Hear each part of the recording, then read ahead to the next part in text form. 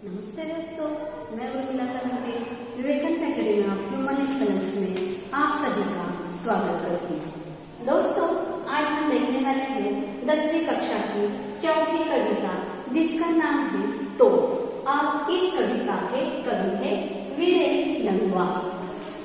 पहले मैं कविता की पंक्तियां पढ़ के दिखा रही हूँ। कंपनी बाग के मुहाने पर धर रख गई है यह 1857 की तो। कंपनी बाग के मुहाने पर धर रखी गई है यह 1857 की तो। इसकी होती है बड़ी सम्मान, इसकी होती है बड़ी सम्मान, विरासत में मिले कंपनी बाग की तरह।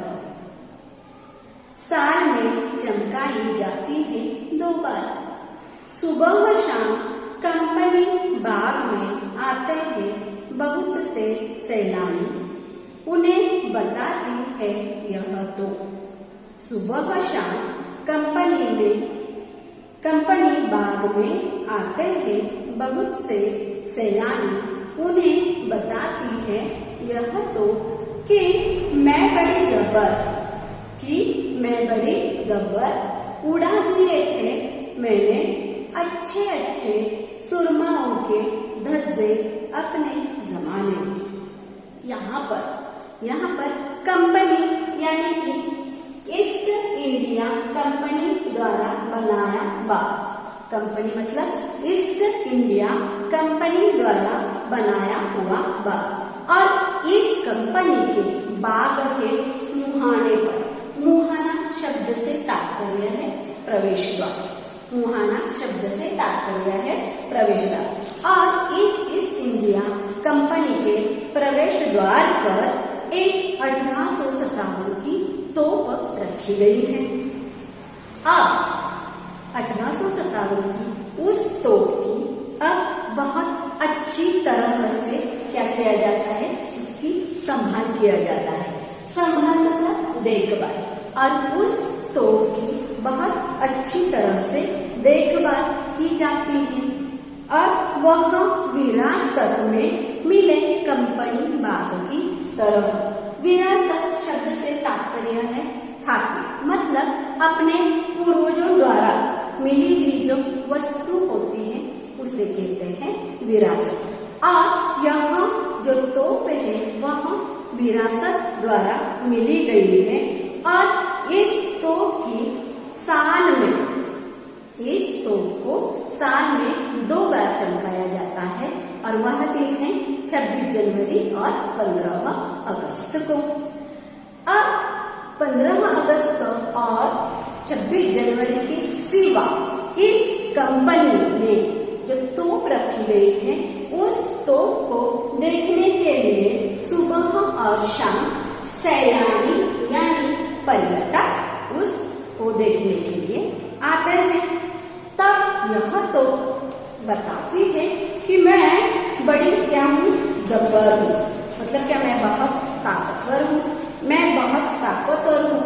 और मैंने इसी से बहुत बड़े बड़े जो शूर जो वीर हैं उनके मैंने क्या किए थे, धज्जे उड़ाए थे। धज्जे शब्द से तात्पर्य है चिथड़े। और अपने जमाने में मैं बहुत ताकतवर थी। अगली पंक्ति हम देखेंगे।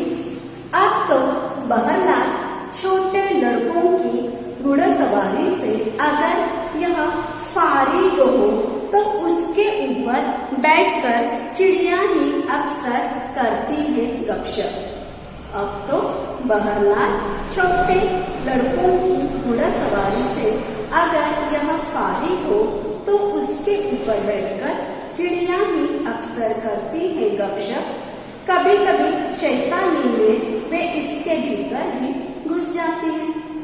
खासकर गौरैये वे बताती हैं कि दरअसल कितनी भी बड़ी हो तो एक दिन तो होना ही है उसका मुंह बंद।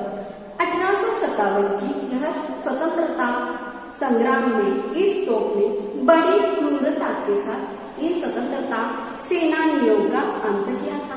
आज वह शक्तिशाली तो उसके ऊपर लोग बच्चे, छोटे छोटे बच्चे क्या करते हैं, बैठते हैं और वह एक प्रदर्शन की वस्तु बनकर रह गई है। ईस्ट इंडिया कंपनी के युग में वह तो कितनी महत्वपूर्ण थी, कितने ही सूरमाओं को इसने मौत की नींद सुला दिया था, परंतु आज वह तो बच्चों की घुड़सवारी करने का साधन मात्र बनकर रह गई है या चिड़ियों के गपशप करने की जगह बन गई है। कवि ने इन प्रतीकों के माध्यम से सत्ता के बदलते रूप पर व्यंग किया है कि समय के आगे किसी का कुछ भी नहीं चलता है, समय के आगे किसी की नहीं चलती, चाहे कोई कितना ही बड़ा शक्तिशाली क्रूर शासक ही क्यों न हो, एक ना एक दिन उसका अंत सुनिश्चित है और कमजोर से कमजोर व्यक्ति भी उसका उपहास उड़ाता है।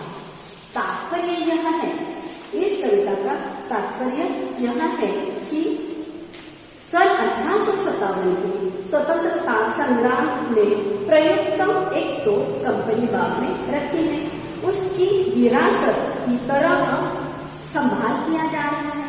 यह तो उस समय के वीरों के बलिदान और अंग्रेजी शासकों के अत्याचारों की गाथा कहती है।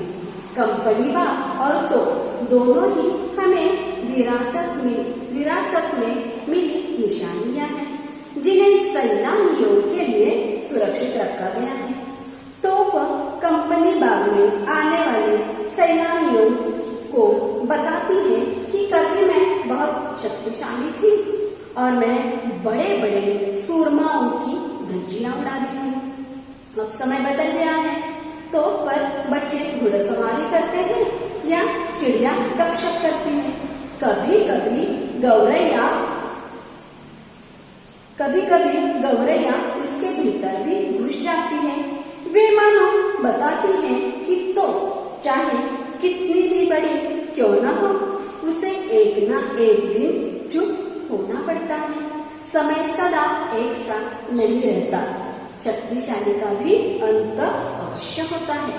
कवि भावी पीढ़ी को सचेत करते हुए कहते हैं कि हमें देश की रक्षा हेतु सतर्क रहना चाहिए और अपने पूर्वजों से मिली विरासत में मिली वस्तुओं तथा उनके बलिदान का सम्मान करना चाहिए। शासक वर्गों को भी तोप से प्रेरणा लेनी चाहिए कि यदि वह क्रूरतापूर्वक शासन करेगा तो जनता उसे उखाड़ फेंकेगी। और इस तरह हमारी यह कविता अब खत्म होती है। अब उर्मिला सालुंखे को इजाजत दीजिए। नमस्ते।